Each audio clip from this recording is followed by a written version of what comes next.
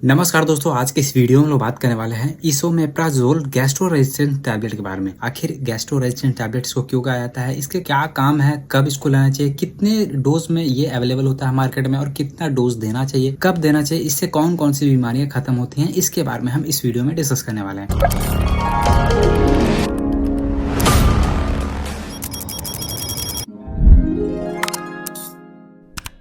इसोमेप्राजोल कुछ इस प्रकार का ये टैबलेट होता है। ये दो प्रकार के स्ट्रेंथ में अवेलेबल होता है। ये एक आता है जो 20 mg के स्ट्रेंथ में आता है, दूसरा जो है ये 40 mg के स्ट्रेंथ में आता है। जब इसके पीछे पलट के आप देखिएगा तो यहाँ पे लिखा रहेगा 20 mg और 40 mg, तो ऐसा दो स्ट्रेंथ में अवेलेबल होता है। इसका अगर बात करें तो यहाँ पे लिखा रहता है इसोमेप्राजोल गैस्ट्रो रेजिस्टेंस टैबलेट और यहाँ पे IP इंडियन फार्माकोपिया 20 mg लिखा हुआ है और इसका कंपनी का नाम है जो इसोमैक के नाम से अवेलेबल होता है, जो कि इसोमैक 20 के नाम से ये ब्रांड नेम है।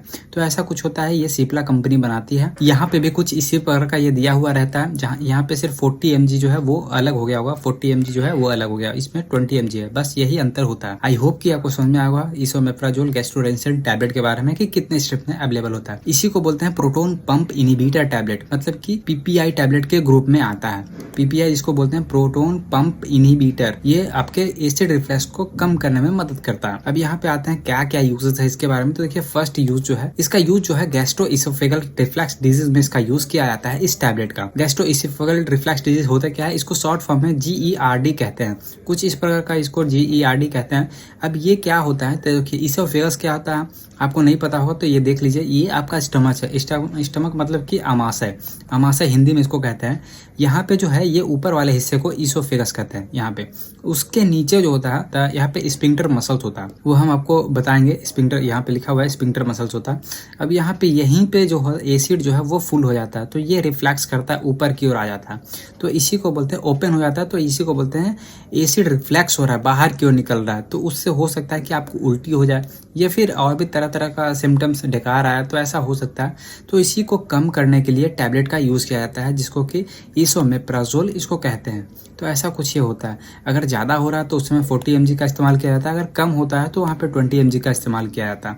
ये डिपेंड करता है कि आपके डॉक्टर कितना सजेस्ट करते हैं और कैसे किए हैं, तो ऐसा इसका यूज़ होता है। अब देखिए, ये जो है ये आपके पेट में जलन है तो उसको भी कम करने में मदद करता है। अगर आपके बॉडी में एसिड रिफ्लक्स जैसी समस्याएं हो रही है, गैस ज़्यादा बन रहा है, ढकार ज़्यादा आ रहा है, उल्टी जैसा लग रहा है, तो इसका यूज़ किया जाता है। जब भी इसका यूज़ किया जाता है तो लंबे समय तक यूज़ किया जाता है, 4 वीक तक कम से कम तो इसको यूज़ करना ही चाहिए, ताकि आपका जो एसिड रिफ्लक्स वाली बीमारी है वो खत्म हो जाए।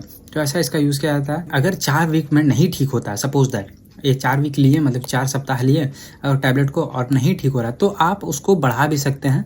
डिपेंड करता है कि आपके डॉक्टर कितना सजेस्ट किए हैं। वैसे इस टैबलेट का यूज इसी में यूज किया जाता है। तो सेकंड यूज जो है वो हार्ट बर्न में इसका यूज किया जाता है। हार्ट बर्न मतलब सीने में जलन कुछ इस प्रकार का होता है। कभी भी आपको ऐसा दर्द हुआ होगा, या फिर जिन लोगों को ज़्यादा गैस बनता है, गैस से प्रॉब्लम होती है, तो उनको उनके हार्ट में दर्द होता है, तो वो गैस के वजह से दर्द होता है, तो इसमें इसका यूज किया जाता है। कितना यूज करना चाहिए, तो 20 mg OD दिन में एक बार 14 दिनों तक मैक्सिमम डोज इसका चलता है। 20 mg पर डे यूज करना चाहिए। तो ऐसा कुछ ये होता है। और ट्रीटमेंट का बात करें तो ये लगभग ठीक नहीं हो रहा है तो उसको रिपीट भी करना पड़ सकता है, अगर 14 दिन में नहीं ठीक हो रहा है तो। तीसरा जो यूज है इसका, वो आपके बॉडी में डिफरेंट प्रकार के जब बैक्टीरिया आ जाते हैं, अल्सर हो जाते हैं, तब इसका यूज़ किया जाता है इस टैबलेट का, जो कि इसोमेप्राजोल है इसका। अब इसोमेप्राजोल तभी क्यों यूज़ किया जाता है, देखिए क्या होता है कि जब आपके बॉडी में किसी प्रकार का बैक्टीरिया हो गया है, उससे अल्सर हो गया है आपके पेट में, या फिर और भी तरह के बैक्टीरिया ग्रो हो गए हैं, तो उसको हटा, जैसे H पाइलोरिक नाम का एक बैक्टीरिया होता है, कुछ इस प्रकार का आपको दिख रहा होगा, ये जो बैक्टीरिया देख रहे हैं, तो कुछ इस प्रकार का जो बैक्टीरिया होता है, जब ये आपके बॉडी में इंटर कर जाता है और तो तब इसमें कुछ टैबलेट का यूज किया जाता है। जैसे कि यहाँ पे कुछ अलग अलग प्रकार के कॉम्पोजिशन वाले टैबलेट आते हैं, जैसे कि पाइलोकिट AC के नाम से ये टैबलेट है, इसका यूज किया जाता है। इसको बोलते हैं कैप थेरेपी ट्रीटमेंट। कैप मतलब इसमें 3 चीज मिलकर बना हुआ है। पहला इसमें मिला हुआ क्लेथ्रोमाइसिन, ये मिला हुआ है, दूसरा जो है इसोमेप्राजोल मिला हुआ है, तीसरा जो है एमॉक्सिसिलिन मिला हुआ है। तो इसी को कैप थेरेपी बोलते हैं। C से हो गया क्लेथ्रोमाइसिन और E से हो गया इसोप्राजोल और ए से हो गया एमोक्सिसिलिन।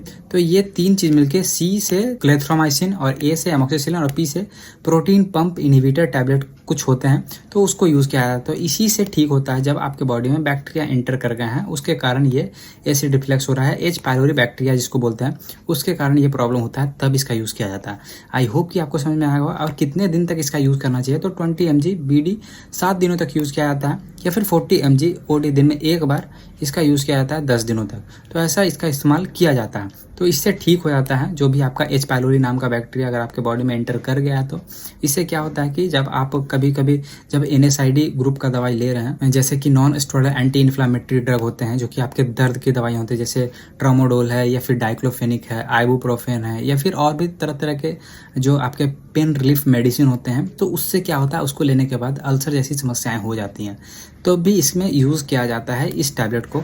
उससे बहुत अच्छा काम करता है और बहुत अच्छा रिजल्ट देखा गया इन सभी चीज़ों से रिलीफ पाने के लिए। तो ऐसा कुछ होता है। इसका यूज़ 20 mg दिन में एक बार 4 से 8 वीक तक किया जाता है, मतलब कि 4 से 8 सप्ताह तक इसका यूज़ किया जाता है। और यहाँ पे देख रहे हैं प्रोफाइलिसिस ऑफ NSAID में इसका यूज़ किया जाता है 20 mg या 40 mg 6 महीने तक इसका यूज़ किया जाता है। तो ऐसे करके इस बीमारी से राहत पाया जा सकता है। आई होप कि आपको समझ में आया होगा कैसे यूज़ करना चाहिए। तो देखिए, सबसे पहले तो ये टैबलेट का जो है विदाउट डॉक्टर के सजेशन के आप अपने से मत खाएं, क्योंकि इससे और भी प्रॉब्लम जैसी समस्याएं हो सकती हैं, क्योंकि आपको पता नहीं है कि कब तक इसको खाना है। आपके डॉक्टर लिखे थे 10 दिनों तक, आप 6 महीने तक खा रहे हैं, तो उससे प्रॉब्लम हो सकता है। अगर 10 दिन में आपका ठीक हो जाता है तो फिर बंद कर दीजिए, नेचुरल रहने दीजिए। तो ऐसा कुछ होता है, तो ये कर सकते हैं। उसके बाद फिर जब देखा जाता है कि जब भी इस टैबलेट को ले रहे हैं तो इसको चिबाना नहीं होता। चिबाना मतलब कि जैसे तोड़ के ले लेते हैं, तो तोड़ के नहीं लेना होता है। इसमें क्या होता है कि ये गैस्ट्रो रेजिस्टेंस और सस्टेन रिलीज होता है टैबलेट, ये धीरे धीरे अपने आप घुलता है। और इसमें रहता है एसिड। जब आप खाते हैं तो यहाँ पे देख रहे हैं ये गैस की टैबलेट है, जब ये टैबलेट खाते हैं तो ये एसिड है इसमें, और जाने के बाद ये न्यूट्रलाइज हो जाएगा।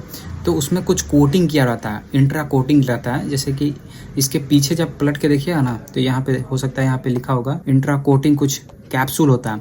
तो ऐसा कुछ कैप्सूल रहेगा, इसमें कुछ इंग्रेडिएंट भरे रहेंगे और इसमें ये पैक रहता है। तो इसको खोल के नहीं लेना चाहिए। अगर खोल के लीजिएगा तो इससे क्या होता है कि जब आपके एसिड में जाएगा तो वो न्यूट्रलाइज हो जाएगा, तो कोई काम नहीं करेगा आपको दवाई। तो ऐसा कुछ होता है कि वो धीरे धीरे रिलीज होगा, सस्टेन रिलीज होता है, और उसमें इंट्रा कोटेड होता है, ताकि आपके एसिड जो है, आपके पेट का जो एसिड है वो आपके मेडिसिन को गला ना सके, उसको न्यूट्रल ना कर सके। तो इसके लिए इसका यूज़ किया जाता है। तो ऐसे चिबाना नहीं होता, तोड़ना नहीं होता, इसको ऐसे ही खाया जाता है। और इसको कब खाना चाहिए, तो आप खाना खा रहे हैं तो उससे 1 घंटा पहले इसको ले लें, क्योंकि कहा जाता है कि आप भूखे पेट ही इसको खाया जाता है। अगर नहीं खाइएगा तो फिर उसका कोई फ़ायदा नहीं होता। तो ऐसा कुछ होता है कि आप खाना खाने से 1 घंटा पहले इसको ले लें, उसके बाद फिर इसका यूज़ करें।